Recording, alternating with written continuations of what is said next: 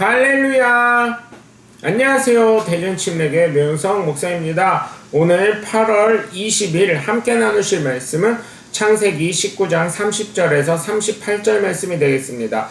제가 봉독하고 함께 말씀 나누겠습니다. 롯이 소알에서 거주하기를 두려워하여 두 딸과 함께 소알에서 나와 산에 올라가 거주하되 그 두 딸과 함께 굴에 거주하였더니 큰딸이 작은딸에게 이르되 우리 아버지는 늙으셨고 온 세상의 도리를 따라 우리의 배필될 사람이 이 땅에 없으니 우리가 우리 아버지에게 술을 마시게 하고 동침하여 우리 아버지로 말미암아 후손을 이어가자 하고 그 밤에 그들이 아버지에게 술을 마시게 하고 큰딸이 들어가서 그 아버지와 동침하니라. 그러나 그 아버지는 그 딸이 눕고 일어나는 것을 깨닫지 못하였더라. 이튿날 큰딸이 작은딸에게 이르되 어젯밤에 내가 우리 아버지와 동침하였으니 오늘 밤에도 우리가 아버지에게 술을 마시게 하고 내가 들어가 동침하고 우리가 아버지로 말미암아 후손을 이어가자 하고 그 밤에도 그들이 아버지에게 술을 마시게 하고 작은딸이 일어나 아버지와 동침하니라. 그러나 아버지는 그 딸이 눕고 일어나는 것을 깨닫지 못하였더라. 롯이 두 딸이 아버지로 말미암아 임신하고 큰딸은 아들을 낳아 이름을 모압이라 했으니 오늘날 모압의 조상이요 작은딸도 아들을 낳아 이름을 베남미라 했으니 오늘날 암몬 자손의 조상이었더라. 아멘. 이 세상을 살면서 충격적인 일들이 계속해서 일어나죠. 그런데 그 일을 지금의 세상이 타락해서만 나타나는 것이 아니라 예전부터 죄악이 번성하는 시기가 되면 항상 늘 그랬듯이 올라오는 것이 죄악의 본성이라는 것입니다. 요즘에 말세라는 말씀도 안 하시더라고요. 뭘 그런 것을 굳이 말해야 하나 그러시는데 이 세상이 타락을 향해서 돌진하고 있다는 것입니다. 말하지 않아도 다 안다는 것이죠. 그런데 그것이 이 세상만 그런 것이 아니라 아브라함 시대 때도 그랬다는 거예요. 그래서 예수님은 예수를 믿는 우리에게 뭐가 되라고 하셨습니까? 빛과 소금이 되라고 하셨습니다. 왜요? 어두운 곳을 밝게 하시라고. 소금은 뭡니까? 부패하고 썩은 것을 도려내고 다시는 그러지 말라고 상처를 소독하고 치유하려고 하나님의 맛을 나타내라고 하는 하나님의 뜻인 줄 믿으시고 우리는 빛과 소금의 역할을 잘 감당해야 될 줄 믿습니다. 첫 번째로 모압과 암몬족의 탄송은 인본주의적인 생각에서 비롯됐습니다. 인본주의가 그래서 무서운 거예요. 사람의 생각을 바른 길로 인도하지 못하는 경우가 의외로 많이 있습니다. 어떻게 보면 합리적이고 그럴듯하지요. 맞지요. 그러나 이 세상이 언제나 그렇듯이 합리적이라고 해서 잘 되는 것이 아니잖아요. 물론 도움은 됩니다. 그러나 하나님이 인도하신다는 것은 왜 인정을 하지 않는지 궁금합니다. 신본주의가 되시길 바랍니다. 하나님 중심의 사람이 되어야 한다는 것이에요. 왜냐하면 우리가 바로 하나님의 자녀고 하나님으로부터 창조되었고 하나님으로부터 생기를 이어받은 존재이기 때문입니다. 그렇기 때문에 저는 우리의 삶이 하나님 중심의 삶이 되고 신본주의가 되시길 주 예수 그리스도 이름으로 간절히 축원합니다. 오늘 보면 30절에서 32절을 보시면 롯이 소알에 있기를 두려워합니다. 그럴 수밖에 없는 게 저 멀리에서는 소돔과 고모라가 무지막지하게 망하고 있기 때문이에요. 그러니 산에 올라가 굴에 거주하죠. 그러자 이 딸들의 생각이 잘못됩니다. 세상의 도리를 따라 아주 그럴듯합니다. 합리적입니다. 이성적이에요. 그런데 뭐라고 해요? 우리 아버지에게 술을 마시게 하고 우리가 아버지와 동침하여 후손을 낳게 하자 합니다. 굉장히 인본주의적이죠. 내 생각엔 이것입니다. 하나님 뜻을 생각하지 않습니다. 여기에서 우리는 중요한 사실을 발견하죠. 부모님의 믿음이 바르게 가야 한다는 것입니다. 롯이 자신의 욕심에 따라 살아가니 그 자녀도 어떻게 됩니까? 아주 합리적이고 합리성을 핑계로 자신의 욕심을 채웁니다.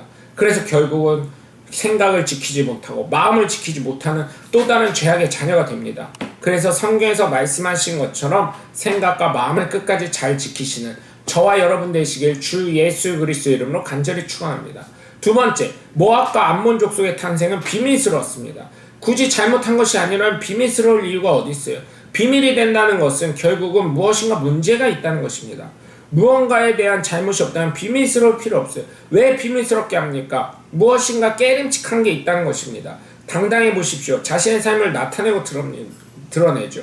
이것이 사람의 본성입니다. 그런데 비밀스럽게 모략을 꾸민다는 건 뭐예요?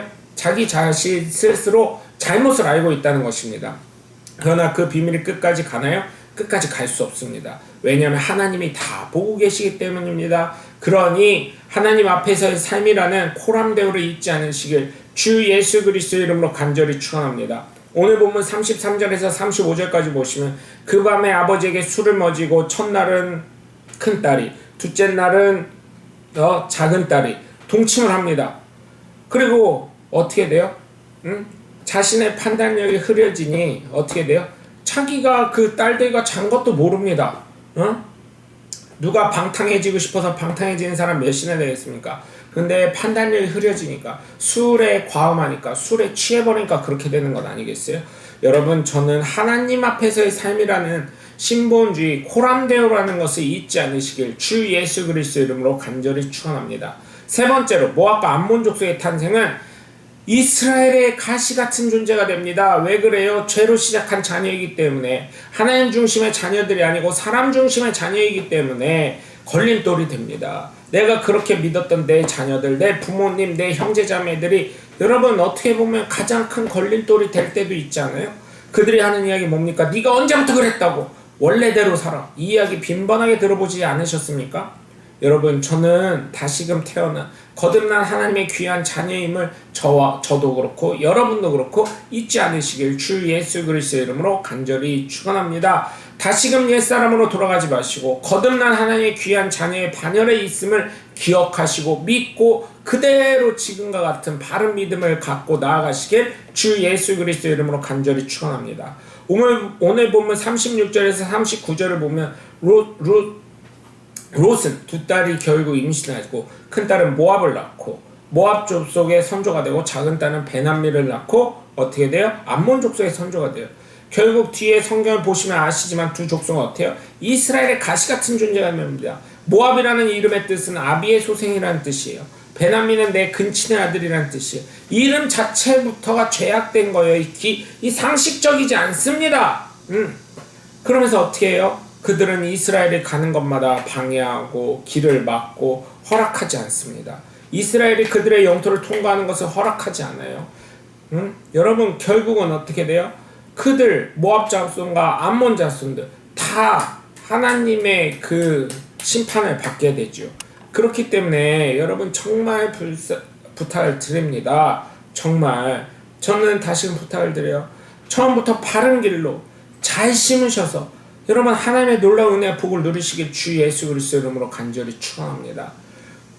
여러분 이 말씀을 기억하시죠? 30배, 60배, 100배로 결실맺는다. 근데요, 거기에 좋은 것만 그렇게 된다는 말이 없습니다. 네가 심으면 심는 대로 30배, 60배, 100배 결실을 맺는다고 했어요. 굉장히 무서운 말이면서 축복의 말이죠.